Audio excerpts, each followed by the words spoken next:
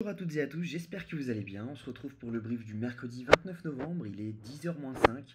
Aujourd'hui, on va parler donc du trade que j'ai pris hier, du trade que j'ai raté avant-hier, des news économiques, du funding open interest, du ratio long and short, des liquidations et on finira par l'analyse technique. Alors, déjà, on va revenir sur le trade d'avant-hier. Donc moi, j'avais raté tout simplement cette zone-là, cette entrée, à rien du tout, étant donné que je targetais vraiment ce carré, donc ce rectangle violet. Donc on était sur ouais, 695 et on a tapé les 710. Donc bien dommage parce que ce long aurait été beau.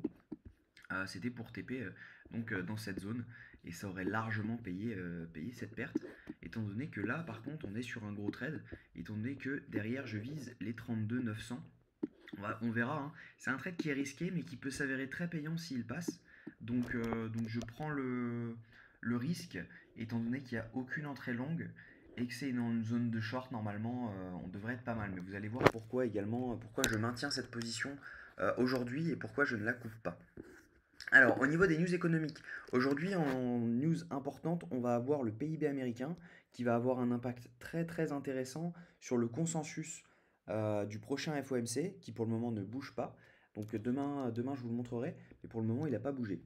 On aura également le stock de pétrole brut, donc ça va être, ça va juste être impactant pour le dollar, mais pas pour le consensus. Au niveau du ratio long and short, on voit qu'on a des shorts qui se sont ouverts, donc là c'est uniquement sur Binance mais on a quand même un total de long qui est toujours positif. Donc, donc clairement, on a un peu les contradictions. Vous allez vite le voir sur le funding open interest. On a donc 200 millions de shorts qui se sont ouverts sur Binance et 200 millions de longs qui se sont fermés. Mais regardez bien. Hier, on a, au moment du pump, on a l'open interest qui explose. On a le funding qui, lui, ne bouge pas. Donc ça veut dire qu'on a autant de longs que de shorts qui s'ouvrent. On est d'accord. Ensuite, on a, au moment où on arrive au top, au premier top, on a l'open interest qui monte un tout petit peu et on a le funding qui descend. Et là, on a tout le monde sur Twitter qui s'est dit, qui s'est mis à mettre oh, tout le monde short, tout le monde short, tout le monde short.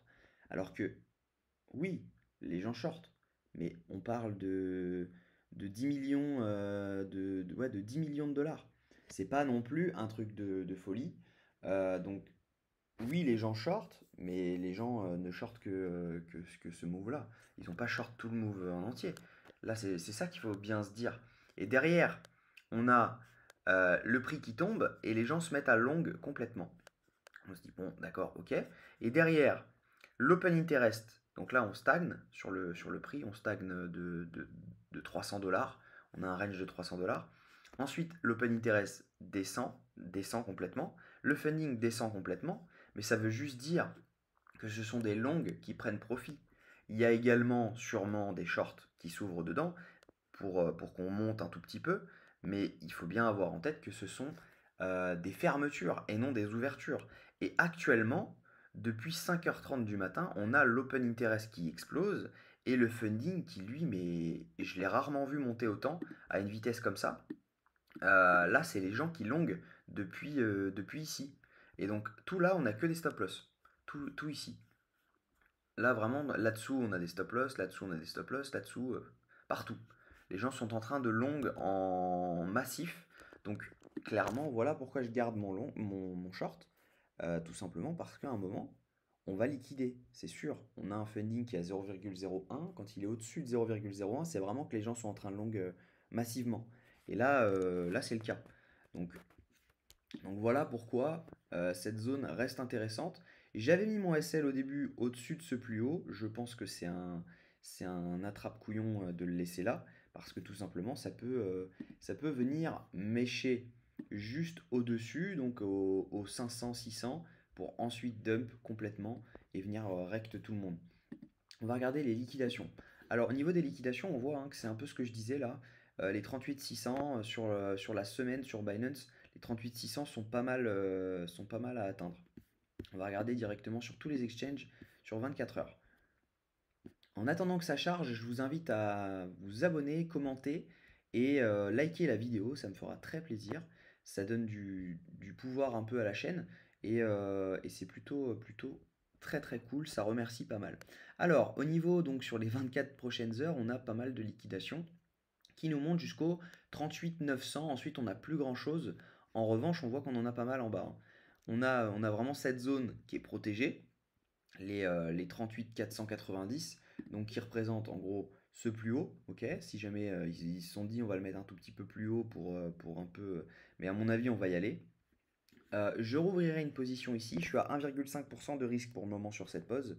Étant donné que j'ai bougé mon SL, j'ai fermé un peu de la pause d'avant pour vraiment qu'il soit large. Donc je suis à 39 200 sur le SL. Et puis normalement, normalement je devrais pas me faire SL, on verra. Si jamais, bon, moi sinon c'est 1,5% de risque, c'est pas non plus violent, ça va.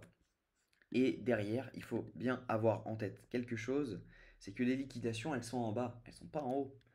Et, et ça, les gens ne l'ont plus en tête, je pense. Ils sont en train de long, ils sont en train de poser des ordres de longue, alors qu'on a un, un fucking canal haussier qu'on n'a jamais liquidé.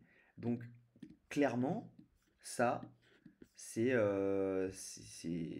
vraiment, vraiment, vraiment baissier, quoi. On a, je pense qu'ils ont oublié qu'on a des liquidations ici, on a des liquidations ici, ici, ici, ici, ici, ici, ici, ici, on en a partout. Donc, clairement, là, on a des liquidations ici, c'est tout. Il n'y a rien en haut, il n'y a plus rien.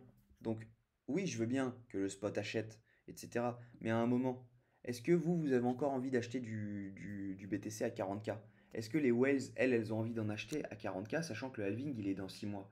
Bah non, on n'a pas envie du tout d'acheter du BTC à 40K à ce prix-là.